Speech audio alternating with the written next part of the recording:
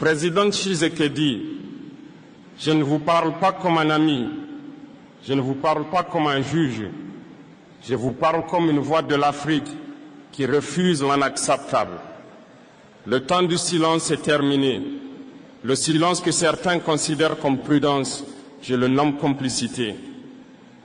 Car quand des enfants meurent, quand des villages sont attaqués, quand des familles vivent dans la terreur, tout silence devient crime moral. Monsieur le Président, vous êtes le gardien du Congo. Chaque mot non prononcé, chaque mesure retardée, chaque regard détourné est une défaillance que l'histoire retiendra. Vous ne pouvez plus parler en termes diplomatiques, vous ne pouvez plus justifier l'inaction par la complexité. Les excuses sont mortes le jour où vos citoyens ont commencé à disparaître. La preuve que le continent peut résister. Et pourtant, le silence persiste.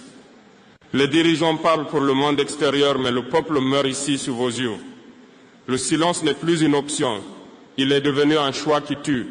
Président Tshisekedi, je vous pose la question simple. Combien de morts faudra-t-il avant que vous agissiez? Combien de villages doivent être détruits avant que le silence cesse? Chaque retard est enregistré. Chaque hésitation est gravée. Chaque compromis inutile est une trahison de vos promesses. Le temps du silence est terminé. Le temps de l'inaction est terminé. L'Afrique, le Congo et l'histoire exigent vos paroles et vos actes immédiats. Président Tshisekedi, après avoir dénoncé le silence qui tue, venons-en à ce qui constitue l'essence même de votre mandat, la protection du peuple congolais. Si vous n'agissez pas pour protéger ceux que vous avez juré de servir, aucune richesse, aucun discours, aucune légitimité internationale ne vous sauvera. Un président qui laisse son peuple dans la peur n'est pas un leader. Il est complice de leur souffrance. Chaque village abandonné est un échec. Chaque famille laissée à la merci des milices est un crime moral. Chaque enfant qui dort dans la peur est un témoignage de votre inaction. Vous ne pouvez plus cacher derrière les compromis ou la diplomatie. La sécurité n'est pas négociable. Elle est obligatoire. Président Tshisekedi, je vous demande, qui protège aujourd'hui les habitants de l'Est? Qui garantit que les familles de Goma ne vivent pas dans la peur permanente?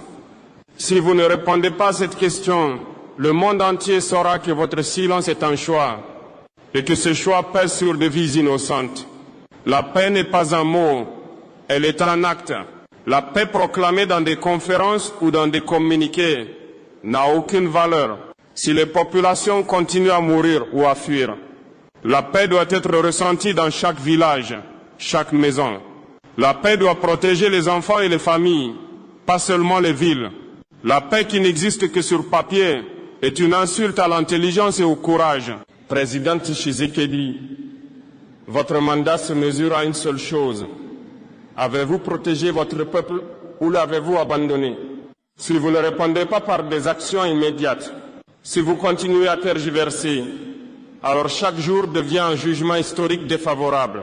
Le temps des excuses est terminé. Le temps des promesses creuses est terminé. Le peuple congolais exige protection et justice. Et vous, Président Tshisekedi, êtes personnellement responsable de chaque vie laissée à l'abandon. Président Tshisekedi, après avoir parlé de sécurité et de protection du peuple, venons-en à une autre trahison silencieuse mais mortelle, les richesses du Congo qui ne servent pas son peuple. Le paradoxe est brutal, un pays parmi les plus riches de la planète, un peuple parmi les plus pauvres et un président qui laisse ce désastre se poursuivre. Des forêts immenses, des rivières, des terres fertiles. Et pourtant, des enfants meurent de faim, des familles manquent d'eau potable, des villages n'ont pas d'école ni de soins. Chaque ressource pillée ou mal utilisée est un signe d'abandon. Et chaque excuse officielle est un mensonge d'État. Président Tshisekedi, je vous demande, pourquoi vos citoyens continuent-ils à souffrir alors que vos mines nourrissent le monde? Pourquoi le peuple congolais ne voit-il jamais les bénéfices de sa propre richesse? Si le Congo reste pauvre et affamé, alors que ses ressources font la fortune d'autres, alors le silence et l'inaction sont complices de l'injustice. Chaque contrat déséquilibré, chaque accord qui profite aux intérêts étrangers et non au peuple congolais est une trahison historique. Vos décisions